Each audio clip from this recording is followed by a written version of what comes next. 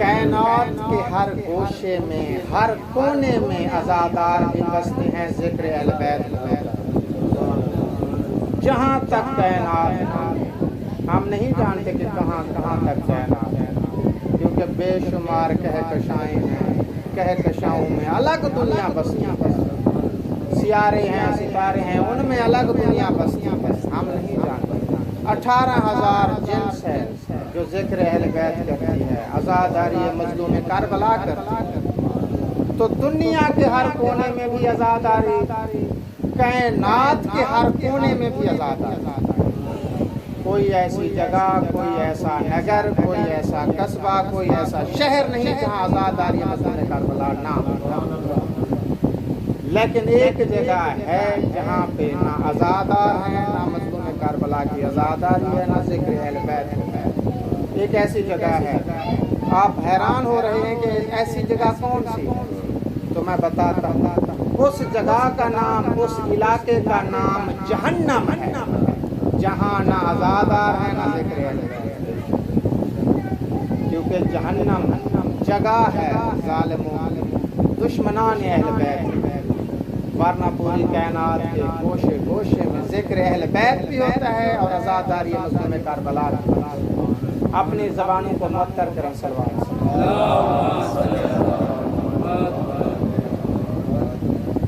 میں ایک مثال دے کر آگے بڑھوں گا کہ یہ سامنے آم کا درخت، اگر اس آم کے درخت کی نسل عام طور پر دیسی جیسے ہوتی ہے، دیسی ہے، کھانے کے قابل نہیں ہے، تو اس کو قلم لگوائیں گے۔ قلم کروانے کے بعد آہستہ آہستہ وہ آم کا درخت قلمی بن جائے گا، جیسے کوئی چونسے کی قسم ہوتی ہے، دوسری کی قسم ہوتی ہے، اچھا آم بن جائے گا۔ تو جو موجود تھے قلم لگتے ہوئے دیکھ رہے تھے، انہیں تو پتا ہوگا کہ یہ پہلے دیسی تھا، اب یہ قلمی بن گیا۔ لیکن جو بعد میں پیدا ہوں گے یا بعد میں اس جگہ پہ آئیں گے تو انہیں پتہ نہیں ہوگا کہ اس آم کی پہلے کیا حیثیت ہے۔ وہ یہی دیکھیں گے اور سمجھیں گے، سوچیں گے کہ یہ درخت قلمی ہے، انہیں پتہ نہیں کہ اس سے پہلے اس کی کیا حالت ہے۔ تو اسلام ایک درخت کی طرح ہے جسے رسول خدا لائے، اس اسلام کے درخت کو پانی دیتے رہے، اس کی خدمت کرتے رہے۔ جب وہ بڑا درخت بن گیا تو کچھ دشمنان اسلام کے دشمنوں نے اس کی ایک ٹہنی کاٹ کر اس پر قلم لگانے کی، بلکہ قلمیں 2-4 تو لگا ہی دی۔ جیسے مثال کے طور پر ایک ٹہنی کاٹی رسول خدا کے بعد میں آنے والوں، تراویح کی ٹہنی، ایک اچھی ٹہنی کاٹ کر وہاں پہ بدعت کی ٹہنی لگا دی، تراویح، نماز تراویح پڑھا ہے، بدعت کہتے بھی ہیں کہ یہ بدعت ہے پر اچھی بدعت، تو قلم لگا دی اسلام کے درخت پر تراویح، پھر ہاتھ باندھ کر نماز پڑھنے کی قلم لگا، پھر شراب کو حلال کرنے کی خاطر اس کی ٹہنی اچھی کاٹ، جہاں شراب حرام تھی وہاں ٹہنی کاٹ کر وہاں پہ قلم لگا دی کہ نہیں شراب حلال۔ بہن سے بھائی کا نکاح جائز ہے۔ یہ کلمے لگانے کی کوشش کرنے کے لیے ایک بہت بڑا نام مراد سامنے آیا، بنو امیہ کا وہ فرد تھا یزید ابن معاویہ اس کا نام تھا۔ اس نے کہا میں اس اسلام کے درخت کا سرے سے ہی قلم کر کے نہ اس کو چینج کر دیتا۔ اس نے جو نماز کا طریقہ تھا وہ ختم کر دیا، جو وہی جبرائیل لے کے آتا تھا اس نے وہ ٹہنی کاٹ لی کہ کوئی وہی آئی ہی نہیں۔ فرشتے کا ذکر تھا، اس نے وہ ٹہنی کاٹ لی کہ کوئی فرشتہ ہی نہیں آیا۔ بنو ہاشم کا یہ ڈھونگ تھا، کوئی فرشتہ نہیں آیا، بس حکومت کی خاطر انہوں نے سازشیں رچی اور یہ ڈگوسلا بنا دیا۔ یزید نے کہا بہن سے نکاح جائز ہے۔ اس نے پہلے فتویٰ خریدا، وہاں جو مفتی تھے شام میں، کوفے کا مفتی تھا قاضی شریح نہیں، اس سے فتویٰ لکھوایا کہ بہن سے نکاح کا فتویٰ۔ اس نے پیسے لے کر لکھ دیا، کسی نے پیسے لے کر لکھ دیا فتویٰ، کسی نے موت کے ڈر سے لکھ دیا۔ پھر سب نے کہا کہ ہم نے تو لکھ دیا لیکن پوری کائنات میں اس فتوے پر عمل کسی نے نہیں کرنا جب تک حسین نہ لکھ دے۔ تو یزید نے کہا حسین کیسے لکھ دے گا، وہ تو بانی ہے، اس اسلام کا بھی نگران ہے، اسلام کے درخت کا نگران ہے، وہ کیسے لکھ دے گا؟ تو انہوں نے ایک سازش کے تحت ایسے لکھا خط یزید نے حسین علیہ السلام کے نام کہ اے حسین ابن علی، میں نے گھر میں ایک درخت لگایا ہے، اسے میں نے خود پانی دیا ہے، خود پرورش کی ہے اس کی، تو کیا میں اس درخت کا پھل کھا سکتا ہوں؟ ایک طریقے کے تحت اس نے فتویٰ لکھوانا چاہا، یعنی اس کی پرورش میں نے کی، تو اس نے لکھنا یہی تھا کہ بیٹی یا بہن، اس کا مقصد یہی تھا۔ تو مولا حسین تو بہت بڑے عالم ہیں، اللہ نے انہیں علم پہلے دیا بعد میں دنیا میں بھیجا، مولا حسین کو یہ کیسے دھوکہ دے سکتا ہے؟ تو مولا حسین نے نیچے لکھا کہ تو اس پھل کو کاٹ، اگر اس پھل سے خون نکلے تو تو استعمال نہیں کر سکتا، اگر پانی نکلے تو استعمال کر سکتا۔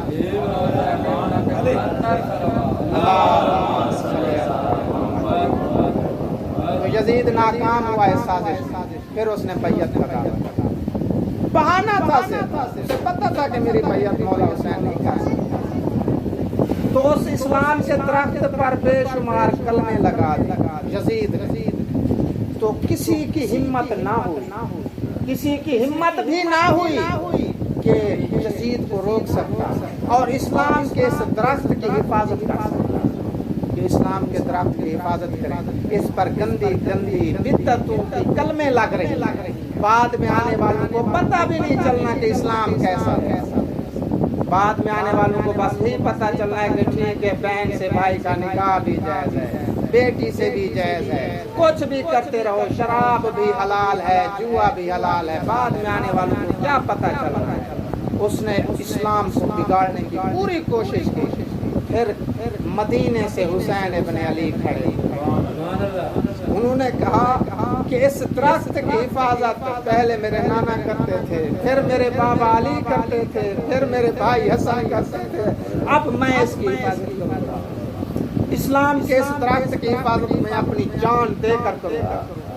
قیام کیا انہوں نے۔ لوگ کہتے ہیں کہ یہ امام حسین کا قیام ٹھیک نہیں تھا، معاذ اللہ، امام حسین نے یہ قیام اچھا نہیں کیا، یزید کے خلاف کھڑے نہیں ہونا چاہیے تھا، یہ بغاوت ہے۔ برادر اسلام ایک لین بندہ ہے، انڈیا کا رہنے والا، اس نے کہا تھا ٹی وی پر کہ امام حسین کی یہ جنگ سیاسی جنگ تھی، حکومت کے لیے جنگ تھی، یہ اسلام حق اور باطل کی جنگ نہیں تھی۔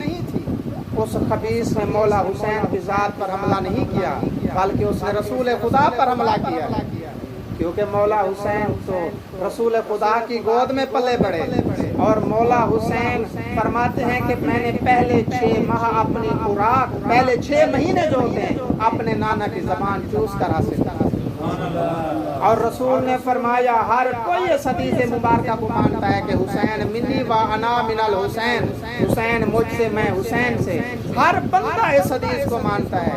تو برادر اسلام نے مولا حسین پر حملہ نہیں کیا، بلکہ رسول خدا پر اس نے حملہ کیا۔ اگر اسے مولا حسین، اگر اسے رسالت سمجھ میں آئی ہوتی تو پھر امامت سمجھ میں آتی، ان کو توحید بھی سمجھ میں نہ آئی، اس نے یہ حملہ مولا حسین کی ذات پر نہیں کیا۔ بھلا یہ کیسے بھول گیا کہ مولا حسین اگر سیاست یا حکومت کی جنگ کے لیے جاتے تو اپنے بیوی بچوں کو ساتھ لے کے جاتے۔ بندہ جنگ کے لیے کوئی بھی جائے تو فوج لے کے جاتا ہے، 15 سے 20 دن کا علی اصغر ہے اسے ساتھ لے کے جا رہا ہے، معصومہ سکینہ ہے اسے ساتھ لے کے جا رہا ہے، اپنے حرم اپنی بہنوں کو لے کے جا رہا ہے۔ یہی سیاست کی جنگ ہے، یہی حکومت کی جنگ ہے۔ ایسے لوگوں کو شرم آنی چاہیے جو اعتراض کرتے ہیں کہ مولا حسین کا قیام ٹھیک نہیں ہے، اپنی زبان کو مت کریں۔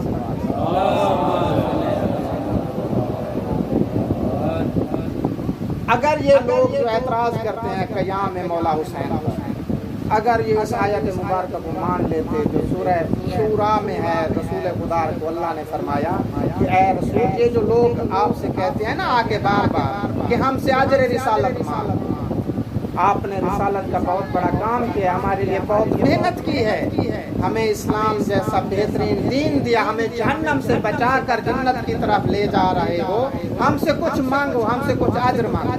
تو رسول خدا بار بار یہی فرماتے کہ میں آپ لوگوں سے اجر نہیں لیتا، مجھے اللہ اس کا اجر دے گا۔ لیکن بعد میں اللہ نے خود فرمایا ہے رسول یہ جو آپ سے سوال کرتے ہیں بار بار آتے ہیں، آپ ان سے کہنا کہ میں اجر رسالت اور کچھ نہیں مانگتا سوائے میرے اقربا میری اہل بیت کی مودت، میری اہل بیت کی مودت۔ اگر یہ لوگ جو اعتراض کرتے ہیں جلوس مجالس عزا مظلوم کربلا پر، ان کے قیام پر اعتراض کرتے ہیں، اگر یہ لوگ اس آیت کو مانتے تو اعتراض نہ کرتے بلکہ ہمارے ساتھ مل کر عزاداری کرتے۔ یہ آیت مبارکہ کو نہیں مانتے۔ رسول خدا نے فرمایا کہ میری اجر رسالت یہی ہے، میں یہی اجر مانگتا ہوں رسالت کا کہ میرے اقربا میری اہل بیت سے مودت کرنا۔ تو لوگوں نے کیا ایسے مودت کی؟ کتنے مظالم ڈھائے۔ میں گارنٹی کے ساتھ کہتا ہوں کہ اگر رسول خدا فرماتے کہ میری اہل بیت کے ساتھ نفرت کرنا تو پھر بھی اس سے زیادہ مظالم نہ ڈھانا۔ ایسے ہیں۔ اب یہ جو لوگ اعتراض کر رہے ہیں، یہ لوگ جو اعتراض کر رہے ہیں قیام حسین پر، مجالس عزا پر، کہتے ہیں جی پابندی لگاؤ شیعوں پر، یہ اپنے اپنی امام باڑا لے چلے جائیں۔ خادم رضوی پنجابی زبان کہتے ہیں کہ یہ جی شیعہ نو چاہیے کہ امام باڑے چلے جاؤں، یہ باہر نام امام باڑے چلے جاؤں۔ ایسے لوگ منکر حسین، دشمن حسین ہیں، انہوں نے اجر رسالت تو ادا نہ کیا، اجر رسالت بالکل ادا نہ کیا، کم سے کم اس ملک کی مٹی کا حق تو ادا کرتے کہ اس ملک کو بنانے والے شیعہ ہیں۔ تاریخ ہندوستان کتاب ہے، مختلف تعارف کراتا چلوں۔ تاریخ ہندوستان کتاب ہے جس میں لکھا ہے لکھنؤ میں قائد اعظم کا دادا رہتا تھا، انڈیا میں لکھنؤ، ان کے ہاں اولاد نہیں ہو رہی۔ قائد اعظم کا دادا بہت پریشان تھا، عمر گزرتی جا رہی تھی، اولاد نہیں ہو رہی تھی۔ ان کے ایک خادمہ کام کرتی تھی جو مومنہ تھی، اس نے قائد اعظم کی دادی سے کہا کہ ابھی 10 محرم آنے والی ہے، شیعہ حضرات امام حسین کے گھوڑے کی شبیہ ذوالجناح بنائیں گے، اس کی جا کے زیارت کرنا، اپنا دوپٹہ اس کے قدموں میں رکھ کر دعا کرنا، اگر آپ کو اس گھوڑے کی دعا سے اس کی منت سے بیٹا نہ ہوا تو مجھے سزا بھی دینا، ملازمت سے بھی نکال دینا۔ فاطمہ نے کیوں چیلنج سے کہا؟ وہ جانتی تھی کہ جس کا یہ گھوڑا ہے اس حسین نے راہب کو 7 بیٹے دیے، تو یہ قائد اعظم کی دادی کو ایک بیٹا بھی نہیں دے۔ تو اس بی بی نے منت مانی، دوپٹہ رکھ کر دعا مانگی تو اللہ نے بیٹا دیا، جس کا نام جناح پوجا رکھا گیا۔ یہ پہلا نام ہے جو ذوالجناح کے نام سے رکھا گیا۔ پھر اس کا بیٹا قائد اعظم ہوا۔ قائد اعظم پکا شیعہ اثنا عشریہ تھا۔ یہ محرم کے ایام میں تمام سرکاری کام سے چھٹی لے کر مجالس عزا کرواتا بھی تھا، سنتا بھی تھا۔ تو پاکستان کو بنانے والے شیعہ ہیں، تو پاکستان کی مٹی کا حق بھی ادا نہ کیا ان لوگوں نے، اجر رسالت تو نہ دیا، اجر رسالت کا حق ادا نہ کیا، کم سے کم ملک کی مٹی کا حق تو ادا کرتے ہیں۔ یہ شیعہ ہیں بنانے والے، پھر کہتے ہیں جی پاکستان میں شیعوں پر پابندی لگا۔ کیسے ہیں؟ اپنے زبان کو مختر کریں۔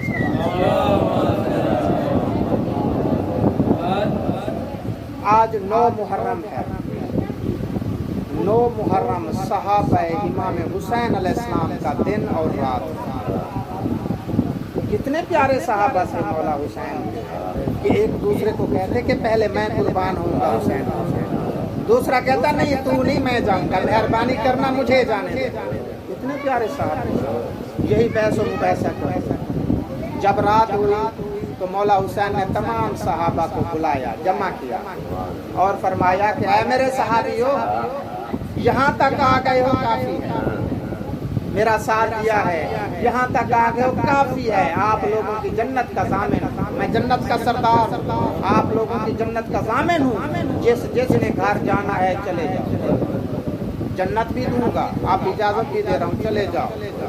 کوئی نہ جانے کو تیار ہوا۔ پھر مولا غازی سے فرماتے ہیں میرے بھائی غازی، میرے بھائی عباس، چراغ تو گل کرو، چراغ بجھا دو کہ کہیں شرم نہ محسوس کرو۔ چراغ بجھا دیا گیا۔ اب مولا فرماتے ہیں چراغ بجھ گئے ہیں، آپ لوگوں کے چہرے میں نہیں دیکھ رہا، بلکہ میں اپنا چہرہ موڑ لیتا ہوں، جس نے چلے جانا ہے چلے جاؤ، یہ لوگ میرے خون کے پیاسے ہیں، آپ لوگوں کو کچھ نہیں کہیں گے، میرے خون کے پیاسے ہیں، میرا ہی خون بہائیں گے، آپ میں سے جس نے جانا ہے چلے جاؤ۔ کچھ لمحے بعد غازی کو حکم دیا، میرے بھائی غازی چراغ جلا، چراغ جلایا تو دیکھا تو منظر عجیب تھا۔ مولا حسین حیران ہوئے، جو بزرگ تھے، جو بوڑھے تھے، انہوں نے اپنی کمر کس لی، اپنی جو ہے نا اپنے سر کی آواز کو اور اپنی کمر کس لی، جو جوان تھے انہوں نے اپنی تلواریں گردن پر رکھی اور یہی کہتے تھے، جوان کہتے کہ مولا آپ پر ایک جان کے ہزاروں جانیں قربان کر دیں، آپ ابھی حکم کرو ہم اپنے گلے کاٹ دیں۔ بزرگ کہتے تھے مولا ہمیں بوڑھا سمجھ کر کہتے ہو کہ ہم بوڑھے ہیں، ہم میں طاقت نہیں رہی، یہ دیکھو ہم نے اپنی کمریں کس لی ہیں، ہم دشمنوں کا مقابلہ کریں۔ مولا حسین نے رو رو کر سب کو گلے لگائے، اور یہی بات جب بی بی زینب نے سنی تو انہوں نے سلام بھیجا کہ جا کے تمام کو میرا سلام۔ جب سلام سنا تمام صحابیوں نے تو رونا شروع کر دیا، صحابی رونے لگے، گریہ وزاری کرنے لگے۔ مولا حسین آئے بی بی زینب کے پاس تو بی بی زینب فرماتی ہیں میرے بھائی حسین میں سن رہی ہوں کہ یزیدی لشکر وقفے وقفے سے آ رہے ہیں، کبھی میں نے سنا کہ 4000 کا دستہ آیا ہے، کبھی میں نے سنا کہ 2000 کا دستہ آیا ہے، آپ کی مدد کے لیے بھی کوئی آنے والا ہے کہ نہیں؟ تو مولا حسین فرماتے ہیں ہاں میں بھی بلا رہا، میں نے اپنے دوستوں کو خط لکھا ہے، میں نے اپنے بچپن کے ساتھی حبیب ابن مظاہر کو بھی خط لکھا ہے، وہ بھی آتا ہوگا۔ ادھر یہ بات کی چل رہی تھی کہ ادھر حبیب ابن مظاہر اپنے غلام سے کہتا ہے کہ اے میرے غلام میرے گھوڑے کو شہر سے باہر لے جا، میں تھوڑے سے کام نپٹا کے میں وہیں آ کے ملتا ہوں۔ غلام گھوڑا لے کے آیا شہر سے باہر، کافی وقت گزر گیا، تھوڑا سا وقت گزرنے کے بعد وہ غلام گھوڑے سے کہتا ہے کہ اے گھوڑے اگر اپنا مالک حبیب ابن مظاہر نہ آیا نا تو ہم دونوں ضرور چلیں گے مولا کے نصرت۔ یہی جملے کہنے تھے کہ یہی جملے حبیب ابن مظاہر کے کانوں تک۔ حبیب ابن مظاہر کہتا ہے آ کے اپنے غلام کو سینے سے لگاتا ہے، کہتا ہے کہ تو بہت وفادار ہے میرا، آج تو نے جو بات کی ہے میرا دل جیت لیا ہے، میں خوش ہو کر تجھے آزاد کرتا ہوں، تو جا جہاں جانا چاہتا ہے۔ تو غلام رونے لگ گیا، پاؤں پہ ہاتھ رکھ کے کہتا ہے کہ میرے مالک، میرے حبیب ابن مظاہر، میرے مالک، میں آپ کی غلامی کرتا رہا، آپ کی خدمت کرتا رہا، میں آپ کے پاس رہا، آج میں حسین کی خدمت کرنا چاہتا ہوں، اس کی غلامی کرنا چاہتا ہوں، مجھے اپنے سے دور نہ کرو۔ جب یہ آئے کربلا تو مولا حسین نے کھڑے ہو کر استقبال کیا، اپنے سینے سے لگایا، روتے رہے اور یہی کہا کہ آج تو میرا مہمان ہے لیکن میرے پاس پانی نہیں کہ میں تجھے پانی پلاؤں۔ حبیب ابن مظاہر رو کے کہتے ہیں میرے آقا، میرے مولا، مجھے پانی نہیں پینا، میں نے آپ کی خدمت کرنی ہے، آپ پر قربان ہونا ہے۔ بی بی زینب نے فضا کو بھیجا کہ جا کے میرے بھائی حسین کے صحابی، میرے بھائی حسین کے بچپن کے ساتھی، بچپن کے دوست کو میرا سلام سنا۔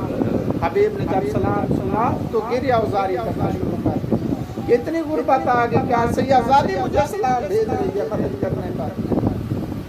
جب مولا حسین خیام کے درمیان سے گزرنے لگے تو ایک خیام سے آواز آئی، بی بی زینب کہہ رہی تھی کہ اون محمد، کل سب سے پہلے آپ دونوں نے اپنے ماما پر قربان ہو۔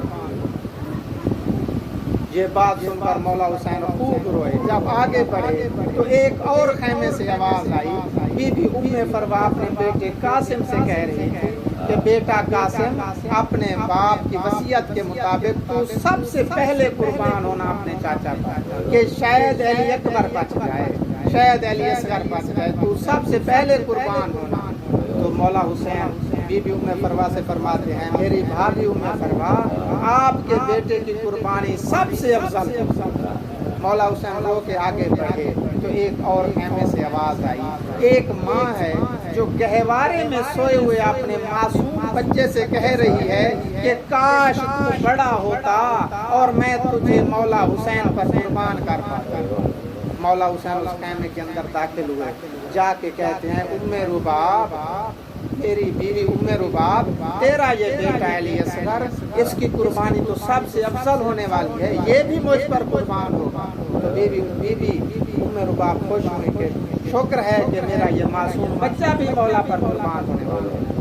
مولا باہر نکلے، آدھی رات کا وقت تھا کہ اپنے دوست بچپن کے ساتھی حبیب ابن مظاہر کو اپنے ساتھ لیا اور جا کے وقفے سے تھوڑے فاصلے پر 2 رکعت نماز پڑھتے رہے۔ تو حبیب ابن مظاہر عرض کرتا ہے میرے مولا آپ نے وہاں پر بھی 2 رکعت نماز پڑھی، وہاں پر بھی 2 رکعت نماز پڑھی، کیا وجہ ہے مجھے بتائیں۔ تو مولا حسین رو کے فرماتے ہیں حبیب میرے بچپن کے ساتھی، وہاں جہاں پر میں نے 2 رکعت نماز پڑھی ہے وہاں پر میرا بھائی غازی شہید ہو گیا، وہاں پر جہاں میں نے 2 رکعت نماز پڑھی میرا شہزادہ علی اکبر میرے نانے کی شکل والا شہید ہوگا، اور یہاں پر میرا معصوم علی اصغر شہید ہونے والا ہے، اور یہاں خیمے کے پیچھے میں اس کو دفن کروں گا۔ یہ کہنا تھا کہ حبیب سے کہتے ہیں حبیب اب تو پیچھے مڑ جا، اب ادھر نہ دیکھنا۔ حبیب کہتے ہیں مولا کیا ہوا؟ تو مولا حسین رو کے فرماتے ہیں یہاں میری مقتل گاہ پر میری ماں بیٹھی ہے، میری مقتل گاہ سے کانٹے اور پتھروں کو صاف کر رہی ہے۔ یہ وقت تھا رات کا کہ جب دن چڑھتے ہی جنگ کا بازار گرم۔ بس تھوڑا سا میں اور ذکر مولا حسین کی شہادت کے جملے پڑھ پاؤں گا کیونکہ میں برداشت نہیں کر سکتا مکمل شہادت کا۔ ظہرین کا وقت، ایک صحابی ہے مولا حسین کا سعید ابن عبداللہ، بہت بزرگ ہیں، بہت بوڑھے ہیں، تلوار نہیں اٹھا سکتے۔ تو ظہرین کا وقت ہوا تو مولا حسین سے عرض کرتے ہیں میرے مولا میں لڑ تو نہیں سکتا، تلوار نہیں اٹھا سکتا، ڈھال نہیں اٹھا سکتا، تیر نہیں اٹھا سکتا، مجھے اجازت دیں کہ آپ نماز پڑھائیں اور میں آپ کی حفاظت کروں۔ جب مولا نے نماز شروع تو ان کے ساتھ اور بھی ان کا ایک ساتھی تھا زہیر ابن کین، یہ دونوں صحابی مولا حسین جب نماز پڑھا رہے تھے تو یہ دونوں حفاظت کر رہے تھے۔ زہیر ابن کین جوان تھے، وہ لڑ بھی رہے تھے، حفاظت بھی کر رہے تھے، پر سعید ابن عبداللہ بزرگ تھے، یہ مولا حسین پر آنے والے تیروں کو اپنے سینے پر لیا۔ بڑی مشکل سے جب نماز مکمل ہوئی اور مولا حسین نے پڑھا السلام علیکم ورحمۃ اللہ وبرکاتہ، ادھر سلام پھرنا تھا، ادھر سعید نے فرمایا السلام علیکم یا ابا عبداللہ، اور مولا حسین نماز ختم کر کے سعید ابن عبداللہ کو اپنے زانوں پر ان کا سر رکھا اور گریہ کر رہے ہیں۔ تو سعید ابن عبداللہ فرما رہے ہیں مولا مجھے محسوس ہو رہا ہے کہ میری دائیں جانب کوئی ہستی آ گئی ہے۔ تو مولا حسین دیکھ کے فرماتے ہیں کہ سلام کر، یہ میرے نانا محمد آ گئے ہیں۔ تو جناب سعید نے سلام کیا، پھر سعید فرماتے ہیں مولا اب مجھے محسوس ہو رہا ہے میرے سینے پر کوئی آرام سے ہاتھ پھیر رہا ہے۔ تو مولا حسین رو کے فرماتے ہیں سعید اب سلام کر، میرا بھائی حسن آ گیا ہے۔ تو اب ایک اور جملہ سعید نے فرمایا کہ مولا مجھے محسوس ہو رہا ہے میرے سامنے سے کوئی کالے لباس والی ہستی تشریف فرما ہے۔ تو مولا حسین فرماتے ہیں اب اپنی آنکھیں بند کر لے اور سلام کر، میری ماں زہرا آ گئی ہے۔ کتنے پیارے صحابی ہیں مولا حسین کے، اپنی جان کا نذرانہ قربان کر رہے ہیں۔ یہ وقت گزرنا تھا کہ اب مولا حسین تمام شہادتوں کے بعد، میں تمام شہادتیں نہیں پڑھ سکتا، میری جان مجھے نہیں، میں نہیں برداشت کر سکتا۔ جب مولا حسین اللہ کو وہ سجدہ کرنے کے لیے جھکے، نماز کے بعد ایک اور سجدہ ہے، سجدہ شکر کا سجدہ۔ جب سجدے میں جھکے تو ذوالجناح کب بنا؟ گھوڑے کو ذوالجناح کیوں کہتے ہیں کہ جب اس نے دائیں سائڈ سے تیر اور نیزے اپنے اوپر لیے تو پر بن گیا، پھر بائیں طرف چکر لگایا تو بائیں طرف سے پر بن گیا، تو پروں والے گھوڑے کو عربی میں ذوالجناح کہتے ہیں۔ تو ذوالجناح نے تمام تیر لیے، پھر سکینہ آئی اپنے پاپا کو ملنے کے لیے۔ تو مولا حسین نے اللہ سے رابطہ جوڑے رکھا، اللہ سے اس قدر مشغول تھے کہ سکینہ نے کہا میرے بابا مظلوم بابا مجھ سے بات کرو، وہ میرے بابا کسی کو کچھ نہ کہنے والے بابا مجھ سے بات کرو۔ تیسری دفعہ پھر فرمایا کہ میرے بابا مجھ سے بات کرو ورنہ میں واپس جا رہی۔ تیسری دفعہ یہ فرمانا تھا کہ جو ہی مڑنے لگی اللہ سے بی بی سکینہ کا روک کر مڑنا برداشت نہ ہوا۔ اللہ نے حسین سے فرمایا، اللہ سے رابطے میں تھا نا، تو اللہ نے فرمایا حسین میرا رابطہ چھوڑ دے، سکینہ کو روک، جلدی اس سے بات کر۔ مولا حسین نے سکینہ کو بلایا، اپنے سینے سے لگایا، آخری دفعہ اسے خوب پیار کیا اور کہا سکینہ اب لوٹ جا واپس، یہ ظالم لوگ ہیں۔ تو سکینہ کہتی ہے میرے بابا اپنے نانا محمد مصطفیٰ کا واسطہ دو۔ تو مولا حسین زیادہ رونے لگے، فرماتے ہیں سکینہ جب میں نے نانا کا واسطہ دیا تو لوگوں نے مجھے تیر مارے۔ تو پھر سکینہ فرماتی ہے بابا زہرا کا واسطہ دیا، میری دادی زہرا کا واسطہ دیا جس کا حیا عیسائی کر رہے تھے۔ تو پھر مولا حسین زیادہ رونے لگے کہ معصومہ جب میں نے زہرا کا نام لیا تو ایک لعین عمر صاحب نے مجھے پتھر مارا، اب میں کسی کا واسطہ نہیں دوں گا۔ دیکھا تو شمر خنجر کو ہلاتا ہوا آ رہا ہے۔ سکینہ سے کہتے ہیں مولا حسین تیری معصومہ اب جلدی سے خیمے کی طرف چلی جا، یہ ظالم آ رہا ہے، یہ بہت بڑا ظالم ہے۔ تو سکینہ کہتے نہیں بابا بہت دھوپ ہے، میں چھوٹی چادر کا سایہ بنانا چاہتی ہوں آپ کے اوپر، جب شمر خنجر چلائے گا میں اس کے خنجر کو پکڑوں گی، اور اگر اس نے کوئی میری بات نہ مانی تو میں اپنا چھوٹا گلہ آپ کے گلے پر رکھ دوں گی۔ مولا حسین فرماتے ہیں نہیں بیٹی یہ بہت ظالم ہے، کسی کا حیا نہیں کرنے والا۔ یہ وقت گزرنا تھا کہ شمر لعین آیا، اس نے تماچے مارے سکینہ کی۔ دعا کرو کہ کسی کی بیٹی کے سامنے کسی کے باپ کو کوئی نہ مارے اور کسی باپ کے سامنے کسی کی بیٹی کو کوئی نہ مارے۔ سکینہ چیختی چلاتی ہوئی خیمے کی طرف دوڑی، اپنے پھوپھی زینب کے جا کے گلے ملی اور حال بتانا شروع کیا کہ پھوپھی اماں شمر آیا ہے میرے بابے کو مارنے کے لیے، میں اپنے بابے سے بات کر رہی تھی، ادھر یہ حال احوال بتا رہی تھی کہ چند لمحے گزرنے کے بعد خالی ذوالجناح آیا۔ خالی ذوالجناح جو زخموں میں چور تھا اسے دیکھ کر بیویوں نے کوہرام مچا دیا، خیام میں بچے رونے لگ گئے، عورتیں رونے لگ گئی۔ تو بی بی سکینہ باہر آئی، گھوڑے کی ٹانگوں کو پکڑ کے کہتی ہے کہ اے ذوالجناح مجھے میرے بابے کا بتا۔ ذوالجناح کہتا ہے معصومہ میں اپنی زبان میں کہتا تھا کہ حسین کو نہ مارو، یہ وہی حسین ہے جو سلطان الانبیاء کے گھوڑ پر سوار ہوتا تھا، اس کا ایک بال ٹوٹا تھا، اس کی ماں زہرا سارا دن روتی تھی اسے نہ مارو۔ معصومہ میں نے بڑی کوشش کی آپ کے بابے کو بچانے کی، میں نے اس کے تیر اور نیزے اپنے اوپر لیے، پھر میں نے چاہا کہ آ حسین میرے اوپر بیٹھ، میں تجھے خیام کی طرف لے چلوں، میں تجھے مدینے کی طرف لے چلوں، اور حسین نے فرمایا نہیں گھوڑا تو چلا جا، یہ میری تلوار اور میری پگ لے جا خیام میں پہنچا دینا، اور میرا ایک پیغام سکینہ کو دینا، وہ یہ ہے معصومہ تیرا بابا کہہ رہا تھا کہ تو میرے سینے پر سونے کی عادی ہے، اب ریت پر سونا، اب پتھروں پر سونا۔ سکینہ کہتی ہے ذوالجناح بس کر آقا ہے کچھ نہ بتانا، بس ایک سوال کا جواب دے دے، بس ایک سوال پوچھتی ہوں، میرا بابا 3 دن کا بھوکا پیاسا تھا، تو مجھے یہ بتا جب شمر نے اسے ذبح کیا تو کیا اسے پانی پلایا تھا یا پیاسے کو ہی ذبح کر دیا؟